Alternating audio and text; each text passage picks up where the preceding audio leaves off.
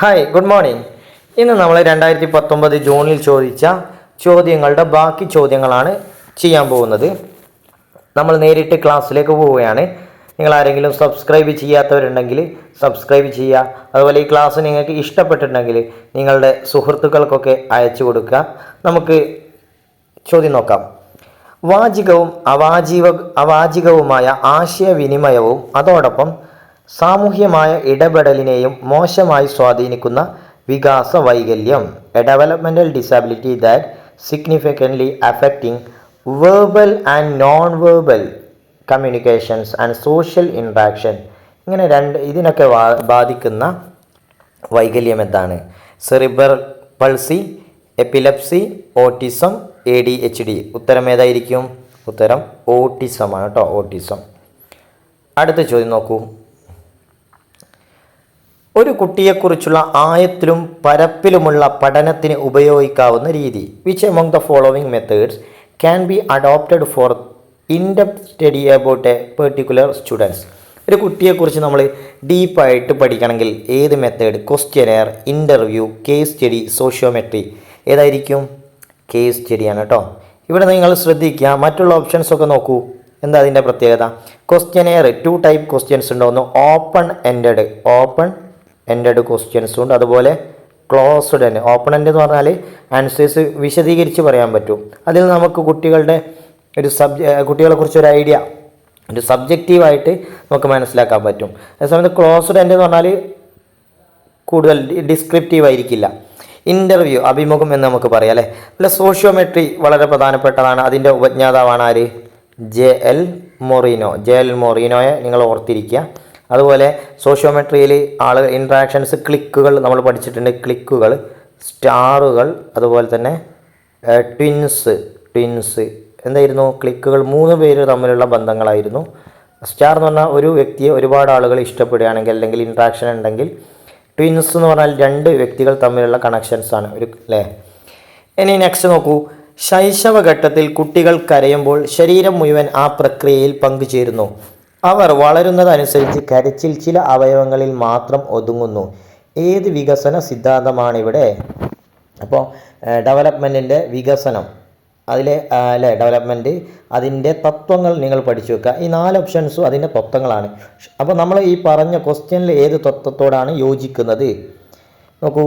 വികസനം പ്രവചനീയമാണ്. Development is predictable. വികസനം സാമാന്യത്തിൽ നിന്ന് വിശേഷത്തിലേക്ക് കടക്കുന്നു. Development proceeds from general to specific.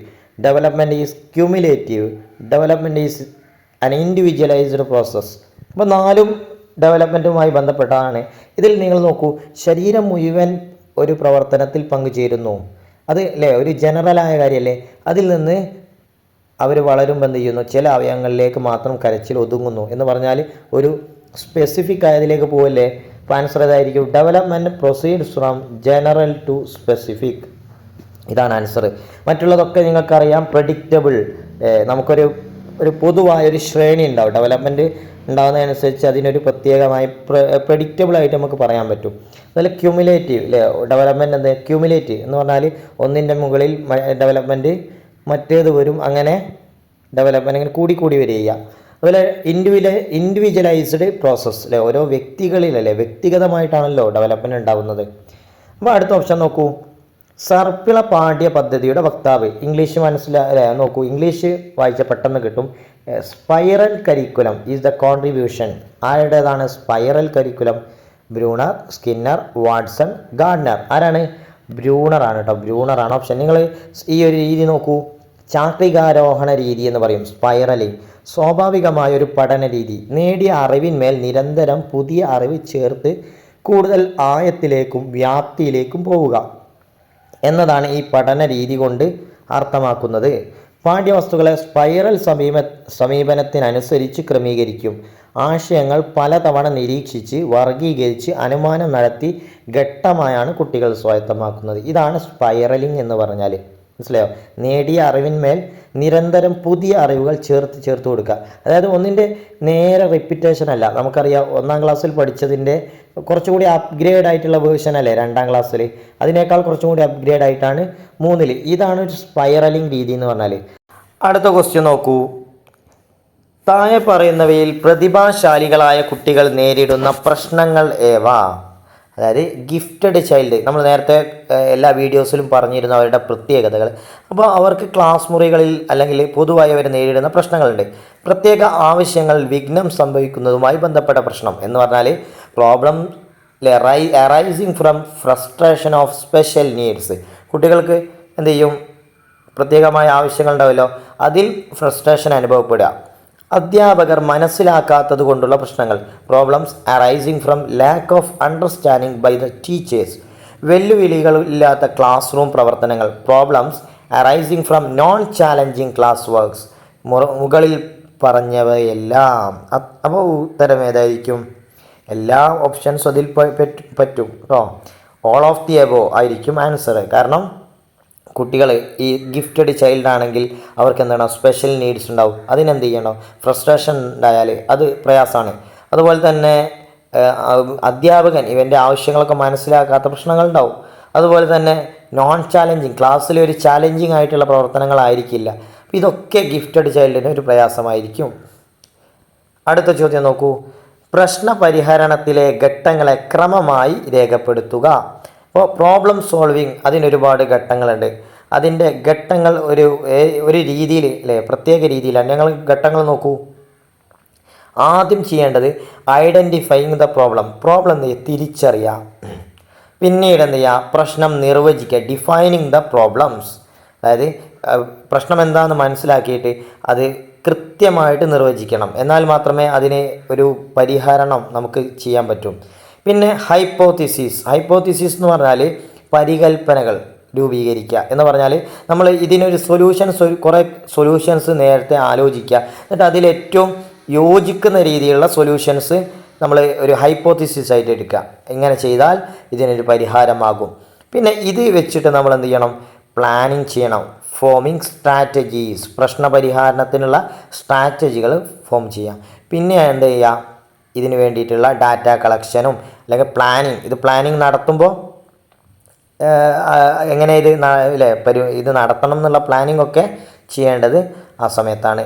എന്നിട്ട് പ്ലാനിംഗ് ഒക്കെ നടത്തി നമ്മൾ ഡാറ്റ കളക്ഷനും, ചിലപ്പോൾ ഡാറ്റ കളക്ഷൻ ആയിരിക്കും, അത് കഴിഞ്ഞിട്ട് അതിനൊരു വിലയിരുത്തലും അപഗ്രഥനവും നടത്തുക. ഓപ്ഷൻ നോക്കൂ. ഇവിടെ നമ്മൾ ആദ്യം ഏതെടുക്കുക, പ്രശ്നം തിരിച്ചറിയലല്ലേ. അപ്പോൾ നമുക്ക് പ്രശ്നം തിരിച്ചറിയൽ ബി ഉള്ളത് ആദ്യം കണ്ടുപിടിക്കുക.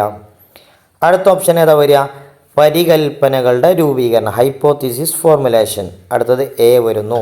പിന്നീട് നിഗമനത്തിലെത്തിച്ചേരുന്നു ഓപ്ഷൻ ആണോ, അതിനു മുമ്പ് വിവരശേഖരണം ഉണ്ടാവും ഓപ്ഷൻ സി. പിന്നീട് അവസാനം നിഗമനത്തിലെത്തിച്ചേരുന്നു. അപ്പോൾ ആൻസർ വരുന്നത് ഓപ്ഷൻ ഡി ആണ് കേട്ടോ. നിങ്ങൾ ഈ ഓപ്ഷൻ മാത്രം പഠിച്ചു വെച്ചാൽ പോരാ, ഇതും കൂടി മനസ്സിലാക്കണം. 6 സ്റ്റേജുകൾ, പ്രോബ്ലം സോൾവിങ്ങിൻ്റെ 6 ഘട്ടങ്ങൾ മനസ്സിലാക്കി വെക്കുക. അടുത്ത question, who declare that an innate predisposition for language acquisition is present in the brains of each person.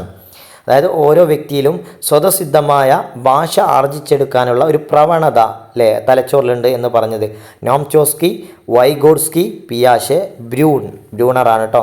നിങ്ങൾക്കറിയാം ഭാഷ അക്വിസിഷൻ, ലാംഗ്വേജ് അക്വിസിഷൻ എന്ന് പറയുമ്പോൾ ഒരു വ്യക്തിയാണ് നമ്മുടെ മനസ്സിലേക്ക് വരിക. അതാരാണ്? നോം ചോസ്കിയാണ്. വൈഗോഡ്സ്കി പറഞ്ഞത് എന്താണ്? കുട്ടികൾ ഭാഷ ഡെവലപ്പ് ചെയ്യുന്നത് സോഷ്യോ കൾച്ചറൽ സറൗണ്ടിങ്സ് എന്നാണ്. Socio cultural surroundings. എന്നാൽ ചോംസ്കി പറയുന്നത് ഭാഷാ വികാസത്തിന് സ്വതസിദ്ധമായി തന്നെ അവരുടെ ബ്രെയിനിൽ ഒരു പ്രവണതയുണ്ട് എന്നാണ് നോം ചോംസ്കിയുടെ അഭിപ്രായം. അടുത്ത ക്വസ്റ്റ്യൻ നോക്കൂ. 8 വയസ്സ് പ്രായമുള്ള അഹദിന് വസ്തുക്കളെ അവയുടെ വലിപ്പത്തിൻ്റെ അടിസ്ഥാനത്തിൽ ക്രമീകരിക്കാനാകും. പിയാഷെയുടെ അഭിപ്രായത്തിൽ അഹദിനുള്ള ഏത് കഴിവാണ്? പിയാഷെയുടെ വികാസം നമ്മൾ പഠിച്ചിട്ടുണ്ട്. അതിൽ റിവേഴ്സിബിലിറ്റി, ശ്രേണീകരണം, സ്ഥിരത, സന്തുലീകരണം ഏതാണ് വരിക? ശ്രേണീകരണം അതല്ലെങ്കിൽ സീരിയേഷൻ എന്നുള്ളതാണ് വരുന്നത് കേട്ടോ.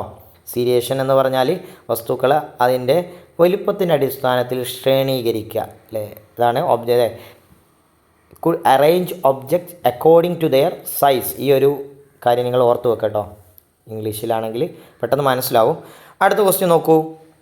കോൾബർഗിൻ്റെ സാൻമാർഗിക വികസന ഘട്ടത്തിൽ ശിക്ഷയും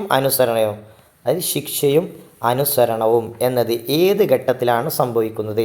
according to Kohlberg's moral development stages punishment obedience orientation belongs to. അതായത് ഇവിടെ പണിഷ്മെൻറ്റ് ഒബീഡിയൻസ് ഓറിയൻറ്റേഷൻ അത് ഏത് ഘട്ടവുമായി ബന്ധപ്പെട്ടതാണ്? Concrete operational stage, post conventional stage, pre conventional stage, conventional stage. ഇതിൽ കോൺക്രീറ്റ് ഓപ്പറേഷൻ എന്നുള്ളത് പിയാഷയുടെ വികാസഘട്ടമാണ്, അത് പറ്റില്ല. പിന്നെ വരുന്നത് പ്രീ അതുപോലെ പോസ്റ്റ് കൺവെൻഷണൽ.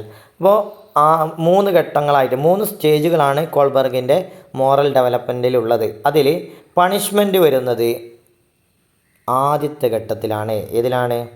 പ്രീ കൺവെൻഷണൽ സ്റ്റേജിലാണ്. കോൾബർഗിൻ്റെ മോറൽ ഡെവലപ്മെൻറ്റ് ഒന്ന് നോക്കൂ.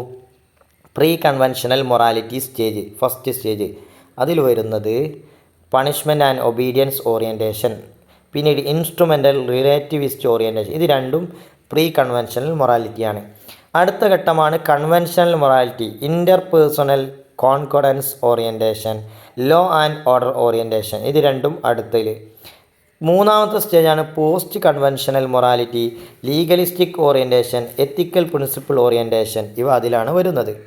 അടുത്ത ചോദ്യം, സമയാനുഗമായി പാരമ്പര്യവശാൽ ലഭിച്ച സാധ്യതകളുടെ പ്രകടിപ്പിക്കലാണ്. ഇംഗ്ലീഷ് ഒന്ന് വായിച്ചാൽ എളുപ്പം. Unfolding of biologically inherit potentialities as A function of time known as. അതായത് ബയോളജിക്കലി ഇൻഹെറിറ്റ് ആയിട്ട് കിട്ടിയ കാര്യങ്ങളില്ലേ, അത് സമയത്തിനനുസരിച്ച് പ്രകടിപ്പിക്കുന്നതിന് നമ്മൾ എന്ത് പറയുന്നു? അഭിപ്രേരണ, പരിപക്വനം, ആശയരൂപീകരണം, പഠനം. എന്താണ്? മോട്ടിവേഷൻ ആണോ, മെച്ചുറേഷൻ ആണോ, കൺസെപ്റ്റ് ഫോർമേഷൻ ആണോ, ലേണിംഗ് ആണോ? ഏതാണ് ഉത്തരം വരുന്നത്? ബയോളജിക്കലി അല്ലേ? തീർച്ചയായും ഉത്തരം മെച്ചുറേഷൻ, പരിപക്വനമാണ്. അടുത്ത ചോദ്യം, താഴെ കൊടുത്തിരിക്കുന്ന മുറിഞ്ഞ വരകൾ ചേർന്ന് ഒരു വീട് പോലെ തോന്നുന്നു. ജസ്റ്റാൾട്ട് സിദ്ധാന്തത്തിലെ ഏത് തത്വപ്രകാരമാണ് ഇങ്ങനെ സംഭവിക്കുന്നത്? Which among the gestalt theories is responsible for these? നമുക്കറിയാം, ഇവിടെ നോക്കൂ, പൂർണ്ണതാ നിയമം അല്ലേ, ലോ ഓഫ് ക്ലോഷർ ആണോ, പ്രോക്സിമിറ്റി ആണോ, സിമിലാരിറ്റി ആണോ, കണ്ടിന്യൂറ്റി ആണോ? ഇതൊക്കെ ജസ്റ്റാൾട്ട് തിയറീസ് ആണ്. ഇതൊന്ന് പഠിച്ചു വെക്കട്ടോ. ഇതിൽ ഇവിടെ നോക്കൂ, ശരിക്കും ഒരു 5 വരകളേ ഉള്ളൂ അല്ലേ, പക്ഷെ നമ്മളത് കാണുന്നത് എന്തായിട്ടാണ്? ഒരു വീട് പോലെയാണ്. അപ്പോൾ എന്താണ്? ഇതൊന്ന് ഫില്ല് ചെയ്യാൻ നമുക്ക് ഇങ്ങനെ തോന്നും അല്ലേ, ഇതിനൊരു ഫില്ല് ചെയ്യാൻ നമുക്ക് തോന്നും. അപ്പോൾ അതിൻ്റെ പേരാണെന്ത്? Law of closure. ക്ലിയർ? അപ്പോൾ 5 വര നമ്മൾ എന്ത് ചെയ്തു? ഫില്ല് ചെയ്ത് ഒരു വീട് പോലെയുള്ള ചിത്രത്തിലേക്ക് മനസ്സിൽ കൊണ്ടുവന്നു. അതിനാണ് ലോ ഓഫ് ക്ലോഷർ എന്ന് പറയാം. ലോ ഓഫ് പ്രോക്സിമിറ്റി നമ്മൾ പറഞ്ഞു, സാമീപ്യ നിയമം. അത് നമ്മൾ നേരത്തെ പറഞ്ഞതാണ്. സമീപത്തുള്ള വസ്തുക്കൾ ഒരു ഗ്രൂപ്പായിട്ട് തോന്നുകയാണെങ്കിൽ ഇതുപോലുള്ള പിക്ചേഴ്സ് നമ്മൾ വരച്ചിരുന്നു. അതുപോലെ സമീപത്തുള്ള വസ്തുക്കൾ, അടുത്ത വസ്തുക്കൾ നമ്മൾ എന്ത് ചെയ്യുന്നു? ഒരു ഗ്രൂപ്പായിട്ട് എടുക്കുന്നു. ഇപ്പോൾ ഞാൻ എന്ത് ചെയ്യുന്നു? ബബിൾസ് വരയ്ക്കുന്നു. ടോട്ടൽ 4 ലൈൻ ഉണ്ട്, പക്ഷെ നമ്മൾ 2 ഗ്രൂപ്പായിട്ടല്ലേ കാണുന്നത്. ലോ ഓഫ് സിമിലാരിറ്റിയും ഇതേ രീതിയിൽ തന്നെ സാമ്യതയുള്ളതിനെ ഒരു ഗ്രൂപ്പായിട്ട് കാണുന്നു.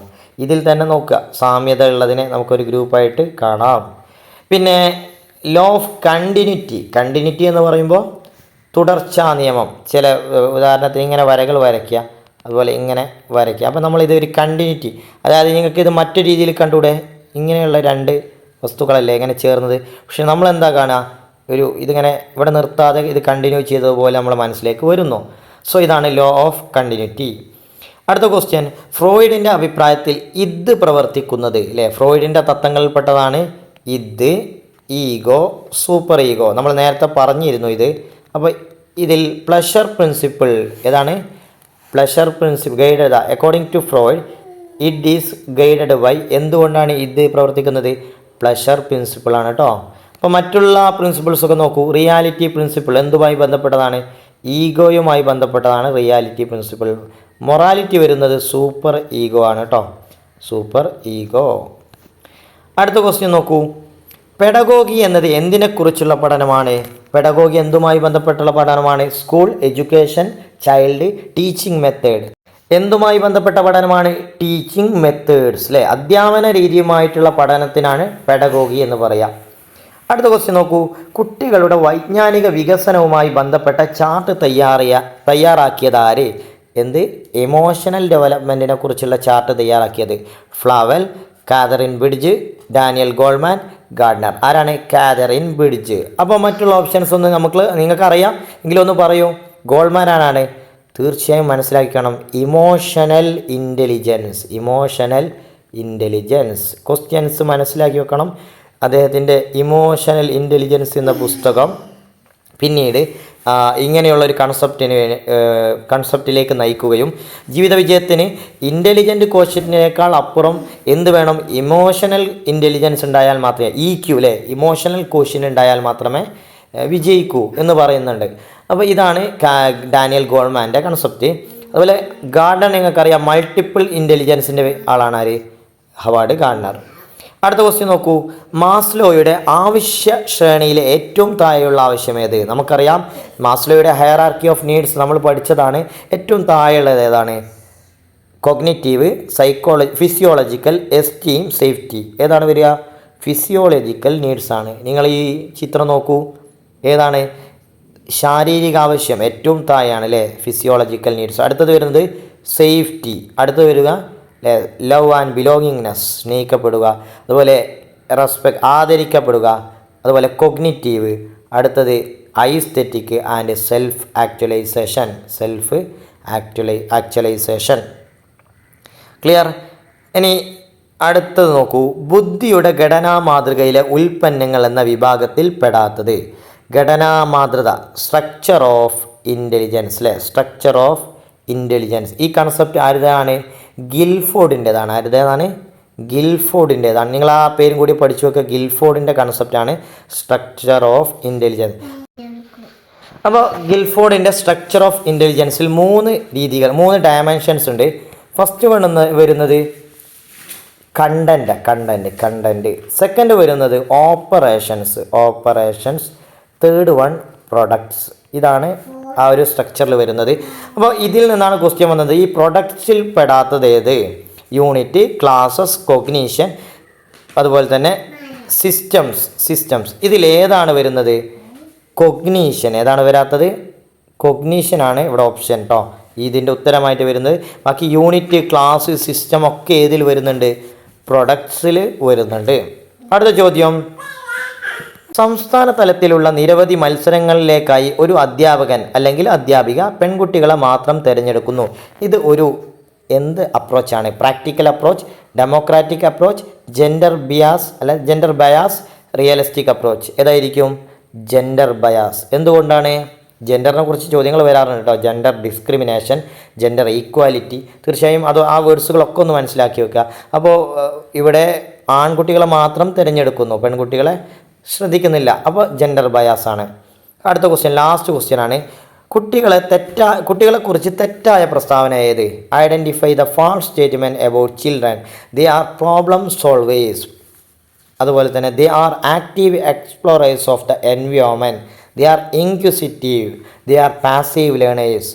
ഓപ്ഷൻസ് നോക്കൂ, ഏതായിരിക്കും കറക്റ്റ് ഓപ്ഷൻ? അവർ നിഷ്ക്രിയ പഠിതാക്കളാണ്. ഇതാണ് ഇവിടെ ഓപ്ഷൻ കറക്റ്റായിട്ട് വരിക. കാരണം എന്താ? കുട്ടികൾ ആരല്ല? പാസീവ് ലിസണേഴ്സ് അല്ല, അവർ ആക്റ്റീവ് ലിസണേഴ്സാണ്. അപ്പോൾ തീർച്ചയായും 30 ക്വസ്റ്റ്യൻസ് ആയിരുന്നു ഈ ക്വസ്റ്റ്യൻ പേപ്പറിൽ ഉണ്ടായിരുന്നത്. അതിൻ്റെ 2 ഭാഗങ്ങളും നമ്മൾ ചെയ്തിട്ടുണ്ട്. നിങ്ങൾക്ക് ക്ലാസ് ഇഷ്ടപ്പെട്ടിട്ടുണ്ടെങ്കിൽ നിങ്ങൾ സപ്പോർട്ട് ചെയ്യുക, സബ്സ്ക്രൈബ് ചെയ്യുക, സുഹൃത്തുക്കൾക്ക് എത്തിച്ചു കൊടുക്കുക. ഭാവിയിൽ നിങ്ങൾക്ക് ടോപ്പിക് വൈസിൽ ഞങ്ങൾ പ്രീവിയസ് ക്വസ്റ്റ്യൻസ് ചെയ്തു തരാനാണ് ആഗ്രഹിക്കുന്നത്. തീർച്ചയായും നിങ്ങളുടെ പരിപൂർണ്ണ പിന്തുണ പ്രതീക്ഷിക്കുന്നു. Thank you.